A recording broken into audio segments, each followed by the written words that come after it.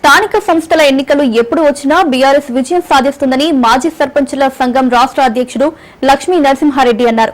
Congress party బీసీలకు ఇచ్చిన హామీలను నెరవేర్చాలన్నారు. బీసీలకు 42% రిజర్వేషన్ జీవో ఇచ్చి చేతులు దులుపుకునే ప్రయత్నం చేస్తుందన్నారు. సర్పంచులు సొంత డబ్బును గ్రామాల్లో ఖర్చు చేశారని అనేక సార్లు ప్రభుత్వానికి విన్నవించినా పట్టించుకోలేదన్నారు. స్థానిక సంస్థల ఎన్నికల్లో బీఆర్ఎస్ క్లీన్ స్వీప్ చేస్తుందంటున్న లక్ష్మీ నరసింహారెడ్డితో మా ప్రతినిధి Saidulu face to face.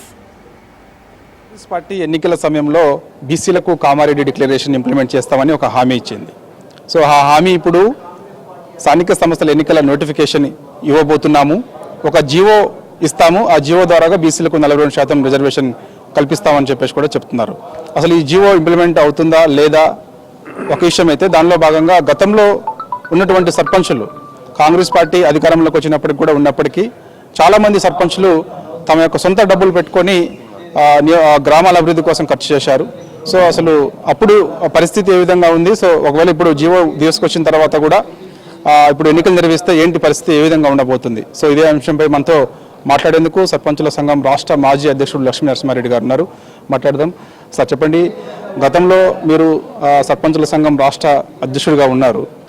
BRS party అధికారంలో 10 ఏళ్ళు ఉన్నది, తర్వాత అధికారం కోల్పోయిన తర్వాత కాంగ్రెస్ పార్టీ హయాంలో కూడా సర్పంచులుగా అందరు ఉన్నారు. సో చాలామంది అనేక ఇబ్బందులు, అంటే మాకు సొంత డబ్బులు పెట్టి ఖర్చు చేసుకున్నాము, మా బిల్లులు రావడం లేదు అని చెప్పేసి కూడా చాలామంది ఉన్నారు. ఇవాళ మళ్ళీ ఒక బీసీలకు ఒక హామీ ఇచ్చింది కాంగ్రెస్ పార్టీ. సో ఒక జీవో తెస్తున్నాము, రిజర్వేషన్లు మార్పు చేయబోతున్నాం అని చెప్పేసి రకరకాలుగా చెప్తుంది. ఏం చెప్తారు ఆ విషయంలో? ఈరోజు తెలంగాణ వ్యాప్తంగా 12,769 మంది సర్పంచులు ఉంటాయి. 2019-2024 ఏదైతే 5 సంవత్సరాల కాల వ్యవధిలో మరి గతంలో ఎన్నడూ చేయని విధంగా చాలా అభివృద్ధి కార్యక్రమాలు చేయడం జరిగింది. మా గ్రామాలు బాగుండాలి, మా మీద నమ్మకం ఉంచి మాకు ఓట్లు వేసారు ప్రజలు. ఒక గ్రామంతో ఇంకో గ్రామం పోటీ పడుతూ అనేకమైనటువంటి అభివృద్ధి కార్యక్రమాలు చేయడం జరిగింది. ఒక రకమైనటువంటి ఆరోగ్యకరమైనటువంటి వాతావరణాన్ని మేము క్రియేట్ చేయడం జరిగింది గ్రామాల్లో. దానికి గాను మాకు దాదాపు ఈ జాతీయ స్థాయిలో ఇచ్చేటువంటి పంచాయతీరాజ్ వ్యవస్థలో ఇచ్చేటువంటి అవార్డులలో ఒక 60% అవార్డులు మాకు తెలంగాణకు రావడం జరిగింది. మాకు దాదాపు ఒక 1200 నుంచి 1400 కోట్ల రూపాయలు బకాయిలు ఉంటాయి మేము చేసినటువంటి అభివృద్ధి కార్యక్రమాలు.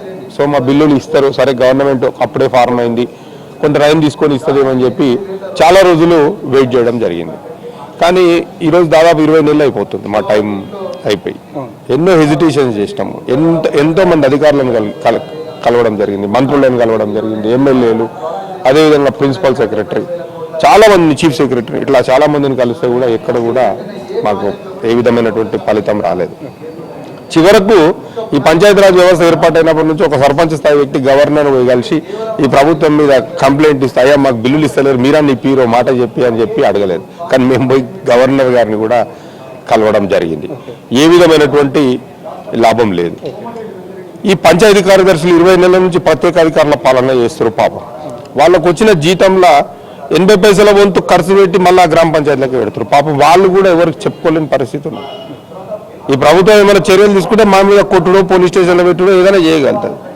కానీ ఆ అధికారులు ఎవరికి చెప్పుకునే పరిస్థితి కూడా లేదు. మాకు పైసలు ఖర్చు పెట్టినామని కూడా చెప్పుకునే పరిస్థితి లేదు. ఎందుకంటే మనం చెప్తే ఉద్యోగం సస్పెండ్ అయిపోతారు. సో అట్లాంటి దయనీయమైనటువంటి పరిస్థితి ఉంది. ఇవాళ ఎన్నికల్లో ఏం చేసి వాళ్ళు, మాకు కుర్చీ దక్కాలి, ముఖ్యమంత్రి సీటు రావాలి, కాంగ్రెస్ ప్రభుత్వం అధికారంలోకి రావాలి. దానికి ఇక ఉన్నవి లేనివి, నోటికి వచ్చినవి, వాడు చెప్పినవి వీడు చెప్పినవి మొత్తం 420 హామీలు ఇచ్చారు. వాళ్ళ మేనిఫెస్టో చదవడానికనే 2 రోజులు పడుతుంది. అది నేను చదవడానికే ప్రయత్నం చేసిన, మేనిఫెస్టో చదవడానికే 2 రోజులు పడుతుంది. వాళ్ళకు 2 రోజులు మేనిఫెస్టో, మరి గెలిచినాక మేనిఫెస్టో చెప్పారు పబ్లిక్ గెలవాలని చెప్పి, గెలిచినాక కూడా చదవాలి వాళ్ళు మేనిఫెస్టోలో ఏముండదు, దాంట్లో ఏమేమి చెప్పినాం మనం చెప్పిన అయితాయా కావా అని చెప్పి. కామారెడ్డిలో డిక్లరేషన్ అని ఏంటో డిక్లరేషన్లు ఇచ్చారు, అన్ని ఆడోటి ఏడో పబ్లిక్ను నమ్మియనికి ఇచ్చారు. కామారెడ్డిలో 42% రిజర్వేషన్ బీసీలకు ఇస్తామని అన్నారు. ఈమని చెప్తున్నాం మేము. ఎట్లా ఇవ్వాలి అది?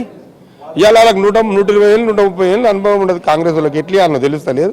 20 నెలలు పడతా. అది ఇప్పుడు జీవో ఇస్తామని అంటారు కదా, రేపు ఎల్లుంటే జీవో ఇస్తామంటారు కదా. జీవో ఇచ్చి 42% రిజర్వేషన్ ఇచ్చేటట్టు అయితే 20 నెలలు ఎందుకు ఆగిరు? వచ్చిన నెలని ఎందుకు ఇవ్వలే? మీరు తెలివి కల్లోళ్ళు, ఈ భారతదేశాన్ని మొత్తం మలుపుకొచ్చిన వాళ్ళు, మీరు గంట తెలియదా మీకు? 120 ఏళ్ళ అనుభవం ఉన్నోళ్ళు 20 ఏళ్ళ తర్వాత జీవో ఇచ్చి పాస్ అవుతుంది అనుకుంటే అదేందో తొలుత నెలనే ఇస్తే అయిపోగా ఈ 19 నెలలు అయితే ఊర్లు మంచిగా ఉంటుండగా, ఈ అప్పులు కాకపోతుండగా. ఇదంతా ఏంటంటే ఉట్టి జోలి, ఇదంతా సాధ్యం కానటువంటి సిచ్యువేషను. అది అమలు కాదని వాళ్ళకు కూడా తెలుసు. కాకపోతే ఏంటంటే ఇప్పుడు పబ్లిక్లో పోతే ఈపులు సున్నం చేసేటట్టు పలగొట్టేటట్టు ఏదో ఒకటి నేను చేయాలి, ఏదో ఒకటి మళ్ళీ డైవర్షన్ పాలిటిక్స్ చేయాలి. నిజంగానే మీకు చిత్తశుద్ధి ఉంటే నేను ఇవాళ ఒకటే డిమాండ్ చేస్తా ఉన్నాను. ఏదైతే తమిళనాడులో జయలలిత గారు వారి యొక్క సెక్రటేరియట్ను మొత్తం అధికార యంత్రాంగాన్ని మొత్తం ఢిల్లీలో పెట్టి 3 నెలలు కొట్లాడి 9th షెడ్యూల్లో చేర్చి రిజర్వేషన్ తీసుకొచ్చారు. చలో మీరు కూడా చేయరు, మీ వెనక మేము ఉంటాం అబ్బా. ఇలా నెక్స్ట్ జనరేషన్స్ బాగుపడతాయి. మీరు చేయాలనుకుంటున్నటువంటి ఆలోచన ఏదైతుందో నెక్స్ట్ జనరేషన్స్ బాగుపడతాయి. ఆ జనరేషన్స్ కోసం మేము కష్టపడతాం, మేము మీ అంటుంటాం. పారి ఢిల్లీకి పోదాం, ఎందుకు రాదు?